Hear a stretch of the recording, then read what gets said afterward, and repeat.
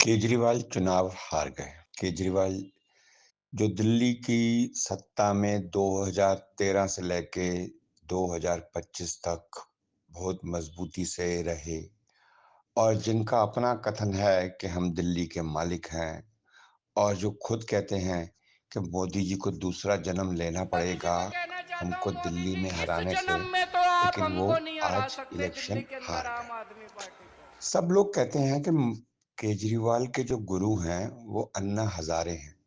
लेकिन अगर आप ध्यान से उनके एंटिक्स या उनके जो काम किए हुए देखें, तो केजरीवाल के गुरु अन्ना हजारे नहीं, जसपाल भट्टी हैं। चाहे वो बिजली काटना हो या कुछ भी करना हो, वो सारे के सारे उन्होंने जसपाल भट्टी के टीवी सीरियल से कॉपी की हुई चीजें हैं। और तो और जो कूड़ा फेंकने का भी था, जो दिल्ली से कूड़ा उठा के गाजियाबाद में फेंक रहे थे, वो भी जसपाल भट्टी के सीरियल से ही उठाया गया, डायरेक्ट प्रॉप्ट।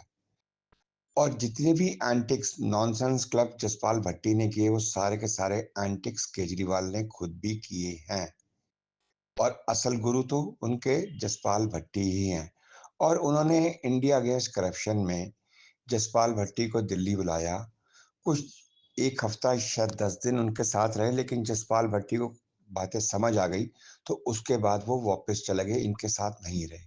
लेकिन मैं फिर बता रहा हूँ आपको, दोबारा बता रहा हूँ कि उनके राजनीतिक गुरु, उनके हर चीज़ के गुरु जो हैं, वो जसपाल भट्टी ही हैं। और जसपाल भट्टी की जितने भी एंटिक्स हैं, जितनी भी चीज़ें हैं, सब की सब केजरीवाल जी ने कॉपी करी। चाहे बिजली की चोरी का पॉइंट हो, चाहे सड़क पे धरने देने का पॉइंट हो, सब कुछ उन्होंने कॉपी किया। और सबसे एक इम्पोर्टेंट बात, जो केजरीवाल इलेक्शन जीत रहे थे इतने दिन से, वो भी जसपाल भट्टी के प्लॉट से ही उठाई गई बात है। केजरीवाल जी बाहर से वोटर बुला के अपनी कॉन्स्टिट्यूंसीज में, दिल्ली के असेंबली में इलेक्शन में ऐड कर देते थे और बाद में वो लोग अपने अपने घरों में चले जाते थे। इसी वजह से दिल्ली इलेक्शन वो जीत रहे थे।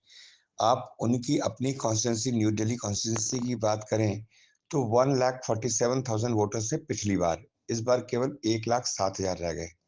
तो जब समझ आया बीजेपी को और सरकार को और एडमिनिस्ट्रेशन को कि ये जो वोटों का हेरफेर कैसे करते हैं, तब इस बार उन्होंने भी बड़ी कड़ी तरीके से ऐसे फ्लोटिंग वोटर्स को रोका और जो अपने अपने वोटर्स को पिन किया। आपने देखा होगा इलेक्शन से पहले वोटर्स लिस्ट के ऊपर बहुत घमासान हो रहा था।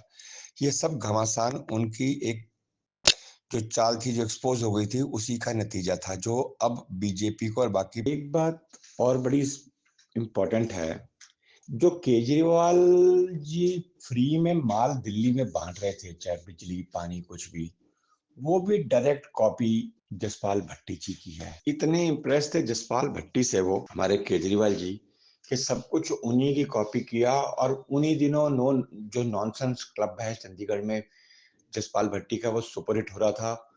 और वही सारी बातें केजरीवाल जी दिल्ली में अडॉप्ट करते रहे, वो उनको फायदा मिला।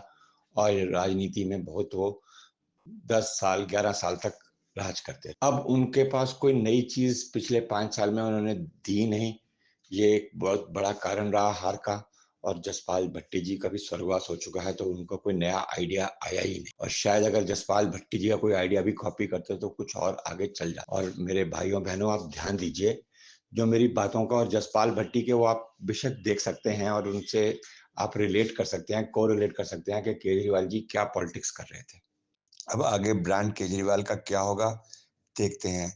चुप रहने वालों में से नहीं है, लेकिन अब वो कोई और अपना गुरु ढूंढेंगे। और फिर बता रहा हूँ, अन्ना हजारे उनके राजनीतिक गुरु नहीं थे, वो सिर्फ एक सीढ़ी मात्र थे आगे चलने के लिए। Let's see what happens of Kejriwal. Thank you.